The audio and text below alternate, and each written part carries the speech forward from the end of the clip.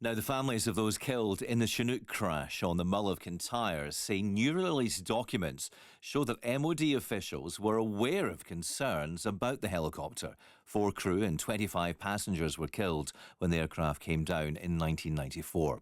Well, Chris Cook's brother Rick was one of the 2 pilots that day. Good afternoon to you, Chris.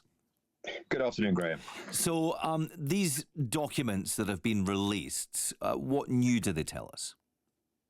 Okay, the documents basically, there's 2 bundles and they cover certain aspects of how compensation was basically calculated for 2 of the widows. But within that as well, there's a number of letters which really don't fit with the other documents. And from our point of view, the fact that they've put the documents out which cover personal information without advising those families first was quite shocking. But more, what we also see is with the letters, it's quite clear that in 1998, when these letters were written, they had a good understanding of all the concerns to do with the airworthiness of the Mark II Chinook at the time. And is that new to you, or did you always know this or suspect this?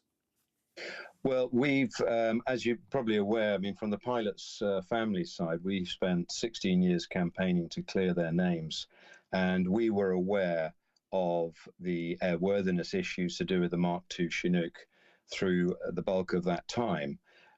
What the Ministry of Defence and the senior air marshals never did was admit that they knew that, and they kept saying to us, no new evidence.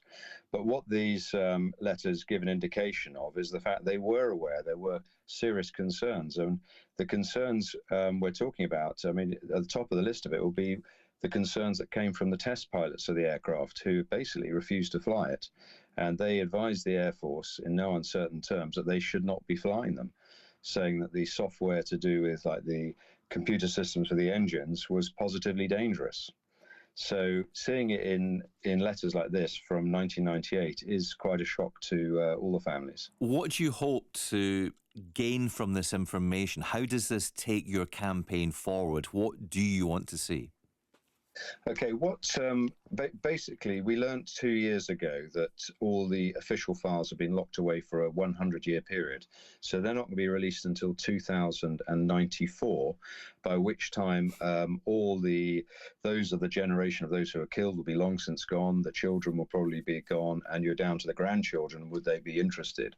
But it seems a very long time and fairly unprecedented. So what we're asking for is an independent judge-led public inquiry to determine the circumstances that surround the crash. Why was a non-airworthy aircraft used when, at the time, there were so many warnings that it shouldn't be used, it should not be put into service? And on this fateful night, why were 25 passengers and 4 RAF crew put on board this aircraft? You must, the amount of time that you have been trying to get justice. I mean, we're approaching the 32nd anniversary of the disaster. Do you ever see an end in sight? Well, in terms of clearing the pilots' names, we managed to achieve that in 2011, and that was a long road to do that. But the reason why we could do that is because there was no evidence that ever existed to blame the pilots. There was no survivors, sadly. There was no eyewitnesses. 80% of the airframe was completely destroyed.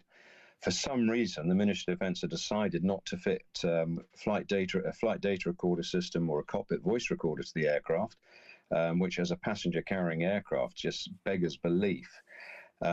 So we managed to, based on the lack of information, we could prove that the pilots could not be held to account. But what this proves is they knew there was something wrong with the helicopter, and this is probably why the pilots were concerned at the time as well. The Prime Minister has agreed to meet the families. Have you had any update on this? I have not heard that a meeting date has been set, but it is important that the Prime Minister does meet with the families to see how we can progress the families' campaign to find truth and transparency through all of this. Chris Cook, thank you very much for speaking to us.